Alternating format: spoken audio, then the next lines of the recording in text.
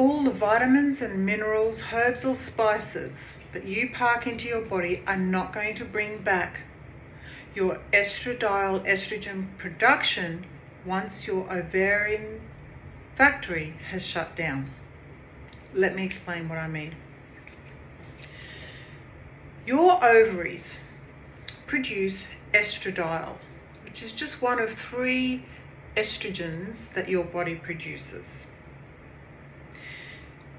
Estriol is produced when you are pregnant. We don't find it in women who aren't pregnant. Estrone is another estrogen. That one is made in your body fat, your adipose tissue, your body fat. The one that helps us with our bone density, our muscle mass, our sleep cycles, our bone temperature, body temperature regulation, that one is estradiol, and it's made in your ovaries exclusively. In the time of perimenopause, when your ovarian output is fluctuating, sometimes it's shooting out fumes, sometimes it's doing more, other times it's less. There's no value in trying to test your hormones because you won't get an accurate reading. But what you need to know is you can't balance a hormone that is no longer being produced in your body. It doesn't matter what vitamins or minerals or herbs or supplements you put in there.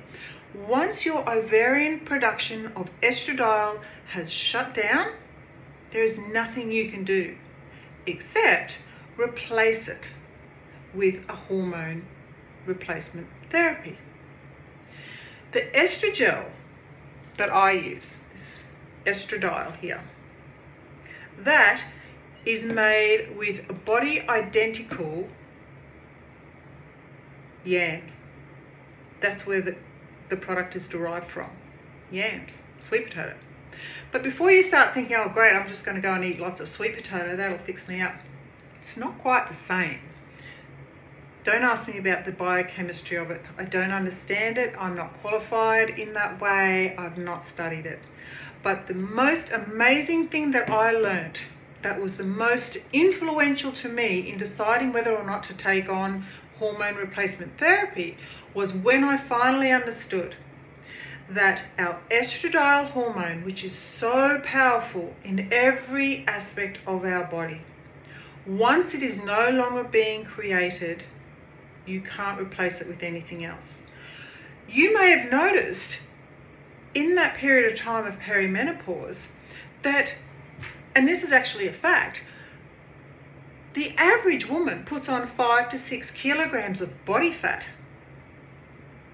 Let that sink in, despite the fact that she's eating and exercising the same as she always has. Cruel, but it's true. So when your estrogen, your estradiol hormone is no longer being produced in your ovaries, your brain signals your body fat to say, hey, we need a bit more support here. And your body fat makes more estrone. So estrone is like the inferior little sister. Not quite as good as the estradiol, but she's better than nothing. That's why you put on weight. So instead of you blaming yourself and thinking, oh my God, obviously I can't control what I put in my mouth anymore, and oh my God, I better go and do some more exercise. It's not that simple anymore. It's not a matter of calories in, calories out like we thought it was. And we have to also stop being slaves to the scale. That's another conversation. But I hope it helps to clarify that the only thing that you can do is replace the estradiol, and the closest thing is a hormone replacement therapy. No other herbs or spices or vitamins and minerals are going to convert to estradiol once the factory is closed. If you are deficient in vitamins and minerals in other areas of your body, of course it's going to be beneficial for you to have supplementation.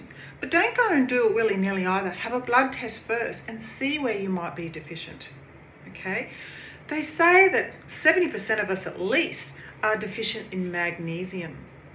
That doesn't mean that you necessarily are, because it's going to depend on your diet and the way that your body processes different vitamins. I had a girlfriend who thought she was assumed she was going to be like the rest of us, very low, and she was off the charts for her magnesium. She had no need to continue to supplement with magnesium. Go and have a blood test first. Anyway, I hope that's been helpful. Let me know if you've got any questions.